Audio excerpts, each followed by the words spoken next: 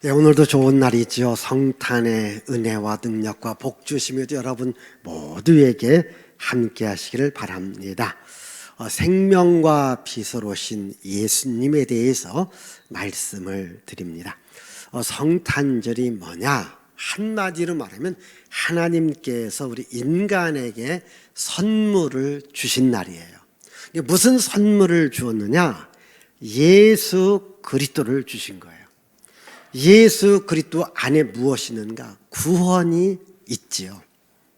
그래서 에베소서 2장 8절에 보면 너희가 그 은혜를 인하여 믿음으로 말미암아 구원을 얻었나니 이것이 너희에게서 난 것이 아니라 하나님께서 주신 선물이다. 아멘. 오늘 우리가 예수님을 믿음으로 구원받은 것은 하나님께서 우리들에게 주신 선물입니다. 이 시간 예수 그리스도를 내가 영접하고 예수 그리스도 안에 있는 생명과 빛을 받아들이시고 예수 그리스도의 구원의 선물을 받기를 바랍니다. 사도 요한은 오늘 요한복음 1장에서 예수님의 탄생을 특별하게 이야기를 해요.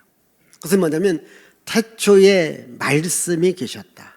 이 말씀이 하나님과 함께 계셨고 이 말씀은 곧 하나님이시다. 이렇게 말합니다.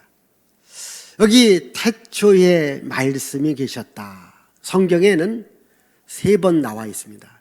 창세기 1장 1절에 보면 태초에 하나님께서 천지 만물을 창조하신 이야기가 나옵니다.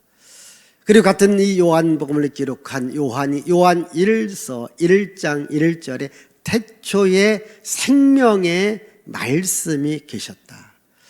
이 생명의 말씀이 사람들에게 나타나서 사람들이 생명의 말씀 되신 예수님을 보았고 예수님의 말씀을 들었고 그리고 예수님을 만진 바 되었다. 이렇게 이야기합니다. 여러분, 우리가 믿는 하나님은 영원부터 영원까지 계신 영원한 분입니다.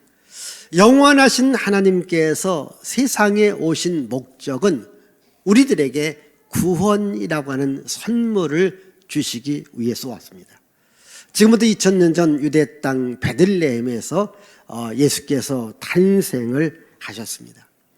하나님께서 사람의 모양으로 입고 세상에 오셨는데 우리는 그분의 이름을 예수 그리스도다 이렇게 이야기를 해요. 그러면 왜 사람의 모양을 입고 세상에 오셨을까요? 우리들에게 바로 생명과 빛을 주시기 위함이죠.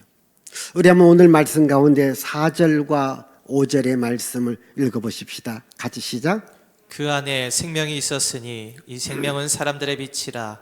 빛이 어둠에 비치되 어둠이 깨닫지 못하더라. 예, 그 안에 생명이 있었고 그 안에 빛이 있었다. 예수 안에 생명이 있었고요. 예수 안에 빛이 있었습니다. 여러분, 예수님은 우리들에게 생명을 주려고 오신 거예요. 이 생명이 무슨 생명입니까? 영원히 사는 생명입니다. 그래서 우리는 영생이다.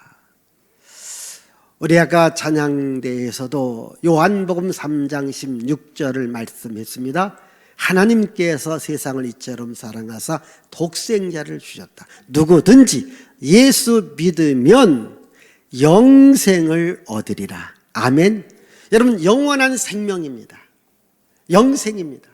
이것이 하나님께서 우리들에게 준 최고의 선물이죠. 아마 여러분들이 살면서 선물 한 번 정도는 받았을 거예요. 어떤 분들은요, 집을 선물로 받는 분도 있습니다. 땅을 선물로 받는 사람이 있습니다. 건물을 선물로 받는 사람이 있습니다. 그러나 이것은 세상적 가치로는 클지 몰라도 영원하지는 않습니다. 하나님께서 우리들에게 주시는 선물은 어떤 세상적 물질적 가치가 아니라 영원한 가치가 가지는 영생, 영원히 살 수 있는 생명을 주신 겁니다. 예수께서 말합니다. 사람이 온 천하를 얻고도 자기 목숨을 잃으면 무엇이 유익하냐 이렇게 말합니다.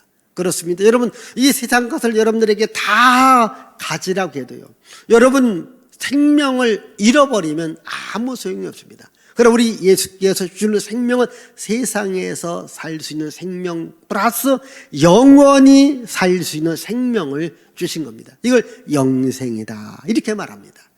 요한일서 5장 11절 12절에도 예수 그리스도 안에 생명이 있는데, 바로 오늘 우리가 예수 안에 있으면 생명을 얻는다 이렇게 말합니다. 오늘 우리가 예수님을 믿는 것은 우리가 예수 안에 있는 겁니다. 예수 안에 있는 자에게는 영원히 살 수 있는 생명이 있습니다. 오늘 이 성탄절을 통하여서 우리들에게 영원한 생명을 주시는 예수님을 아시고, 또 나는 예수님을 통해서 영원한 생명을 공급받았다. 아멘. 그리고 예수 그리스도 우리들에게 빛을 주시려고 오신 겁니다.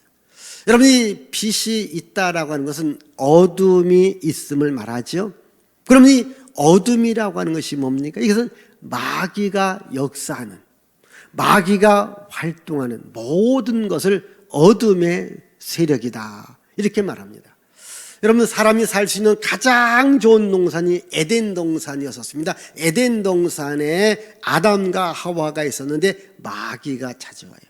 그래서 그 가장 좋은 에덴 동산을 망가지게 만듭니다. 아담과 하와 인생을 망가지게 만듭니다. 그래서 이때부터 인간 세계에 어둠이 찾아옵니다. 이 어둠 안에, 마귀 안에 죄악이 있고 저주가 있고 죽음이 있고, 그리고 모든 것의 재앙이 다 마귀 안에 있습니다.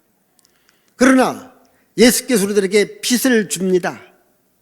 이 어둠을 몰아낼 수 있는 것은요, 그 어떠한 것도 아닙니다. 빛입니다.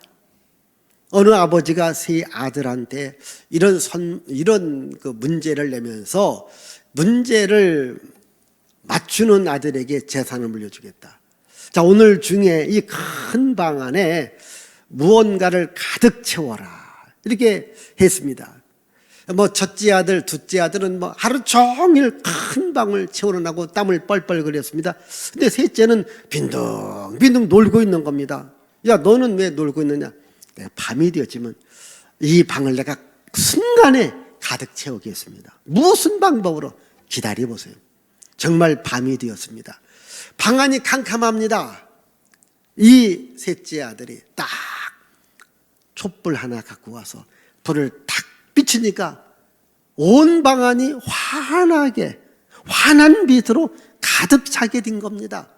지혜 있는 그 셋째 아들한테 재산을 물려주었다, 이런 말이 있습니다. 여러분, 빛이 있으니까 어둠이 순간적으로 쫙 물러갑니다. 여러분, 제가 이 부활절이 되든 성탄절이 되든 이 언더우드 선교사에 대한 이야기를 합니다. 지금부터 140년 전에 이 조선이라는 이 땅에 선교사가 와보니까 너무 우리나라가 어둡습니다.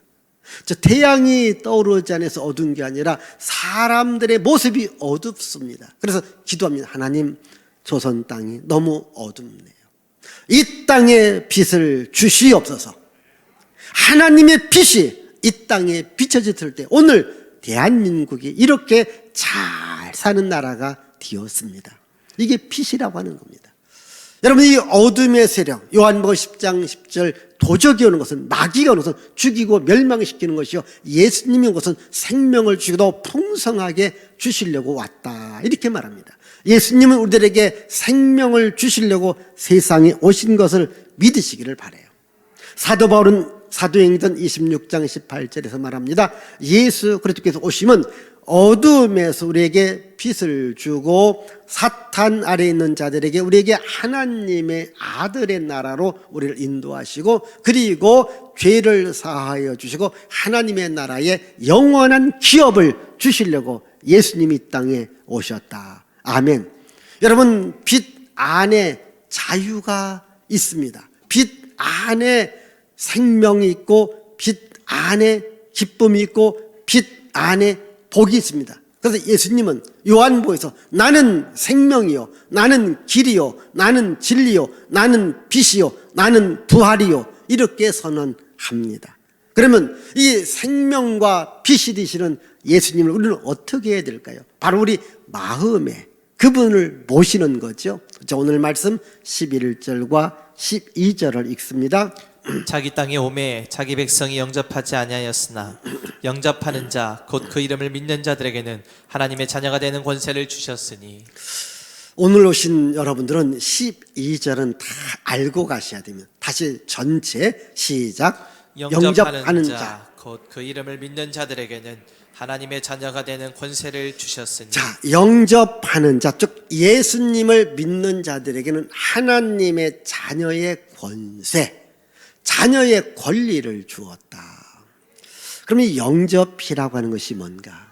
제가 아주 쉽게 말씀드립니다. 자, 저에게도 아들이 있습니다. 또 여러분 집에도 아들이 있다고 합니다. 이 아들이 커서 결혼하게 되어서 결혼 이제 대상자 이제 여자를 데리고 와요. 그런데 이 부모들이 말합니다. 안 된다. 받아들일 수 없다. 우리 집에 받아들일 수 없다. 그러면 안 되는 거죠. 그런데 여자를 보는 순간에 내가 받아들이겠다. 우리 집으로 받아들이겠다. 그럼 뭐가 되는 거예요? 우리 집의 며느리가 되어지는 거예요. 우리 집의 가족이 되어지는 거예요. 우리 집의 식구가 되어지는 거예요. 보십시다.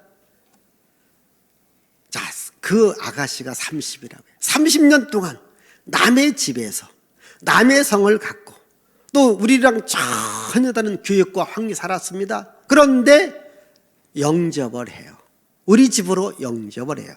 우리 집으로 받아들여요. 그러면 그 순간에, 받아들이는 순간에, 이 결혼 이 시기 끝나는 순간에 그 아가씨는 우리 집의 며느리, 우리 집의 가족, 우리 집의 식구가 되어지는 거예요. 이걸 영접이라고 해요. 오늘 여러분들이 예수님을 영접하면 우리는 하나님의 자녀, 하나님의 가족, 하나님의 식구가 되어지는 거예요. 예수님은 이 땅에 오신 겁니다. 그래서 예수님을 영접하라고 해요. 예수님을 영접하는 건 이 자녀의 권리를 주었다. 제가 또 쉽게 말씀드릴게요. 지금 제가 신문에 보니까 요즘 이 프로야구 선수 가운데 FA에 해당되는 선수들이요. 어떤 선수는요, 50억, 60억, 100억, 115억, 이번에 150억을 받고 그 선수를 자기 팀으로 영접하더라고. 영입해요. 영입해요. 왜 영입합니까? 그 선수 오면 우리 팀이 좀 강해질 것이다. 이렇게 얼마를 주고요? 막 100억도 주고 150억 줘요. 저는 뭘 생각하십니까? 목양교회 하나 지을 수 있는데. 그 선수 하나를 영입하려고 100억도 115억도 150억도 주다는 게 영입하는 거예요. 그러면요, 그 팀이 강해지기 위해서. 근데 우리는요, 누구를 영접해요? 예수님을 영접하는 겁니다. 예수님을 받아들이는 겁니다. 그리고 우리 인생이 달라지는 거예요. 인생이 강해지는 거예요. 인생이 영원히 살아가는 거예요. 근데요, 주께서 돈 내놓으라고 하잖아요. 예? 여러분, 예수님 같은 분 한 분 영입하려면 이건 150억 아니에요. 1,500도 안 됩니다. 우리가 다 줘도 안 돼요. 그런데 예수님은 뭡니까? 공짜로 거저 나를 받아들여라. 나를 영입해라. 그럼 너는 하나님의 자녀의 권세, 하늘나라를 상속할 수 있는 권세를 내가 너에게 주리라. 아멘. 이게 얼마나 놀라운 복입니까? 예수님 영접하면 우리 인생이 달라진다는 거예요. 비록 이 세상에서 우리가 그냥 평범하게 살아갈지라도 하나님의 자녀의 권리는요, 로마서 8장 16절 17절 쭉 보시면요, 바로 하나님의 나라를 상속할 수 있는 권한을 줍니다. 그러니까 어떠한 선수를 우리 팀에 영입하면 또한 이 선수 실력이 없으면 또 내보내요.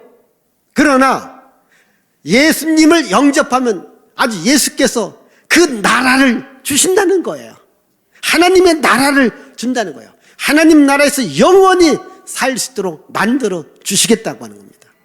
그래서 영접하는 자, 곧 예수 이름을 믿는 자들에게는 하나님의 자녀가 되는 권세를 주셨다. 우리 모두가 다 이제 내가 하나님의 자녀입니다. 이제 하나님을 아버지라고 부릅니다. 하나님 아버지 집 하늘나라에서 우리는 영원히 살 수 있습니다. 오늘 성탄절을 통해서 정말 예수님, 생명과 빛이 되는 예수님을 여러분 마음에 영접하셔서 예수의 권세, 예수의 능력, 예수의 복, 예수의 자유, 예수의 평강을 가지고 살아갈 수 있기를 주님의 이름으로 축복을 드립니다. 기도합니다. 하나님 아버지, 감사와 찬양과 영광과 존귀를 주께 돌려드립니다. 생명과 빛으로 오신 예수님을 다시 한번 우리 마음속에 영접합니다. 이제 예수의 이름을 통하여서 우리는 하나님의 자녀가 되었고 하나님을 아버지라고 부르고 하나님 나라에서 영원히 삽니다. 하나님 아버지, 이제부터 하나님의 자녀의 권세를 가지고 자녀의 권리를 가지고 세상을 살아가게 하옵소서. 오늘도 특별히 세례받는 우리 모두에게도 큰 은혜, 큰 능력, 큰 복을 주시옵소서. 예수님의 이름으로 기도하옵나이다. 아멘.